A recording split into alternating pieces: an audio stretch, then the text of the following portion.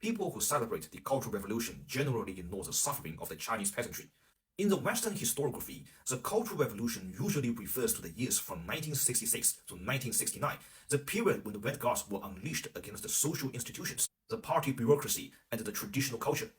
But in China, the Cultural Revolution is understood as lasting from 1966 to 1976.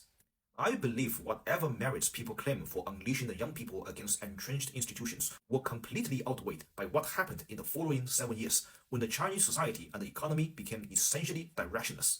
First, after Mao calling Lin Biao's military to take charge in the 1970s, many of the very structures that made young people angry in 1966 were rebuilt and strengthened.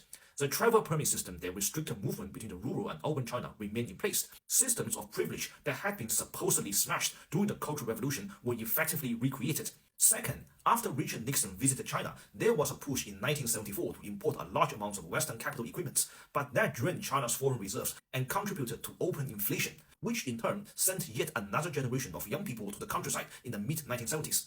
And lastly, the education system that was supposed to be transformed by the Cultural Revolution soon devolved into one based on recommendation letters, a system arguably even less fair than the competitive examinations. So by the end of the Cultural Revolution in 1976, China's countryside was on the verge of collapse. The rural system was squeezed to extract surplus for urban heavy industry, but that heavy industry could not generate enough revenue or foreign exchange, and China's economic model was becoming unsustainable. So yes, you can argue that the Cultural Revolution has some long-term significance as an experiment in how a socialist state might preserve social mobility after taking power. But the problem is that this experiment was never truly available to most of China.